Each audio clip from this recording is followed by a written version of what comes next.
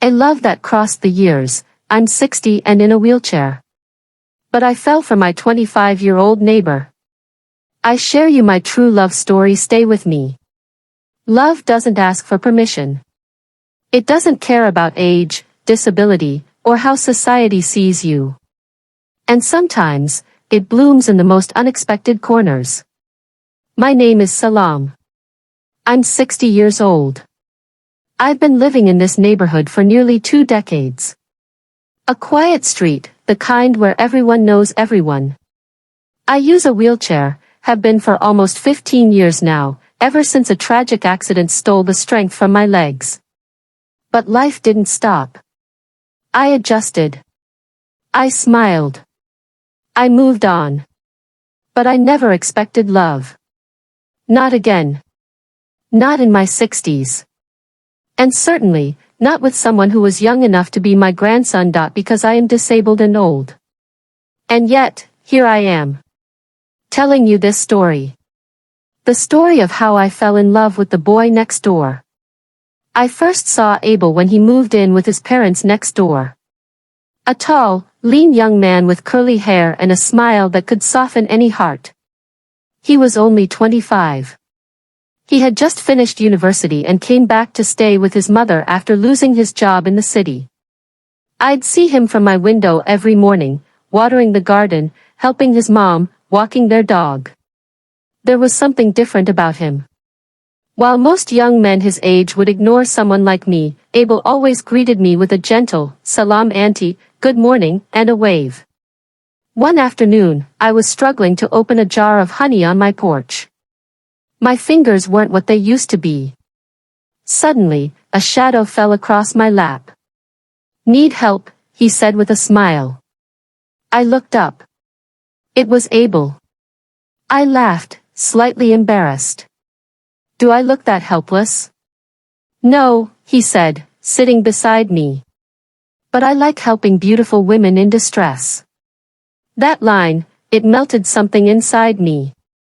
I hadn't been called beautiful in over 20 years. And that was the beginning. Headphone, Chapter 2, Little Things. After that day, Abel began showing up more often. He'd help with small things, pushing my wheelchair over bumpy spots in the yard, fixing broken shelves, even bringing my favorite bread from the bakery. We started talking.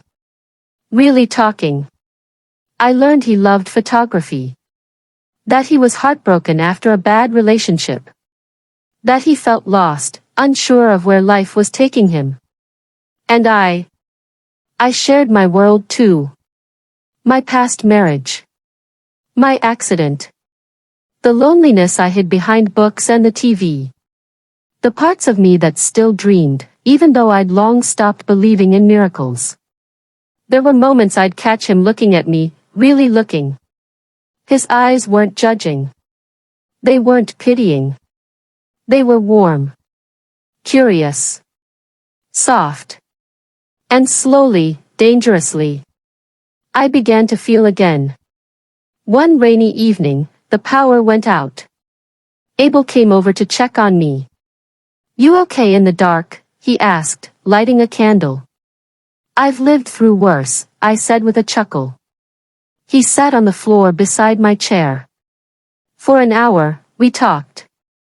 Laughed. Shared stories from our lives. Then came the silence. And in that silence, he reached for my hand. His fingers were warm. Strong. And I didn't pull away. We just sat there, his hand wrapped in mine, candlelight dancing on the walls, hearts beating louder than the rain outside. I felt young again. Not in my body, but in my soul. That night, I lay in bed wide awake. Was this friendship? Was it just kindness? Or was it something more? Days passed, and Abel's visits became more frequent. We cooked together. Watched old movies. Played card games on the porch. One evening, as the sunset painted the sky in gold and fire, he said, "Salam, can I tell you something crazy?" I turned to him. "What?" He hesitated. His voice dropped to a whisper.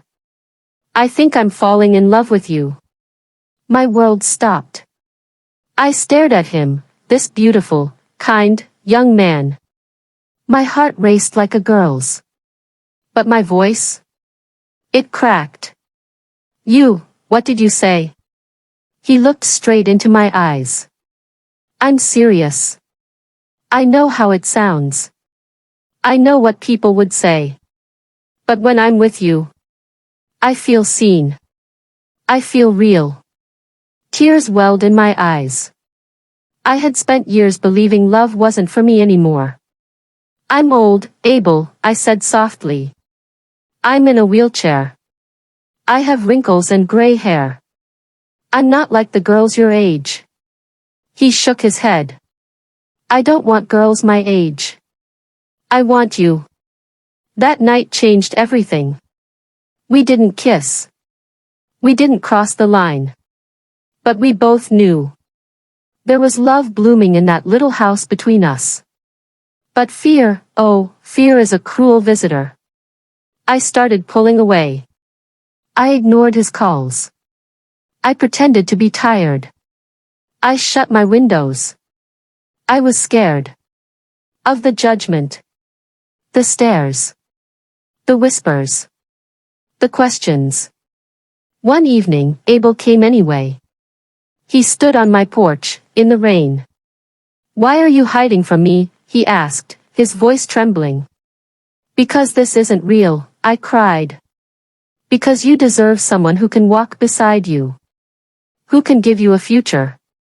He stepped closer, water dripping from his hair. You are my future. And then, he kissed me. Right there, in the rain. Like a scene from a movie. And in that kiss, all the years, the fears, the doubts, disappeared. We didn't tell anyone at first. It was our secret. A beautiful, fragile thing. But love has a way of blooming out loud. Neighbors began noticing. My laughter. His smile. The way he held my hand when pushing my chair through the market. Some judged. Some whispered. Some smiled quietly. But we didn't care. He moved in 6 months later. Not out of pity, but love. He painted my room yellow. Brought in wildflowers every Sunday. Read me poetry under the stars. And me? I lived again. For the first time in decades. I felt wanted. Desired. Cherished. Not despite my wheelchair.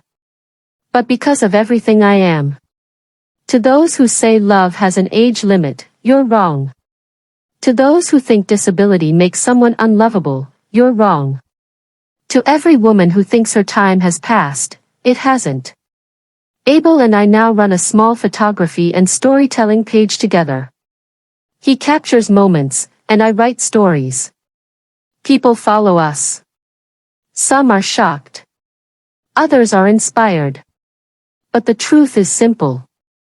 Love doesn't follow rules. Love doesn't ask for permission. Love just is. I'm 60. I'm in a wheelchair. And I'm deeply, wildly in love with a 25-year-old man who chose to see me. Not my chair. Not my age. Me. And if that's not love, I don't know what is. So to everyone listening. Don't be afraid to love boldly. Don't let the world tell you what your heart should feel. Because sometimes, the most beautiful stories come from the most unexpected hearts. That is why the world says love is blind. This was my story. Thank you for listening. Till next curious true love story. Bye. Growing Heart.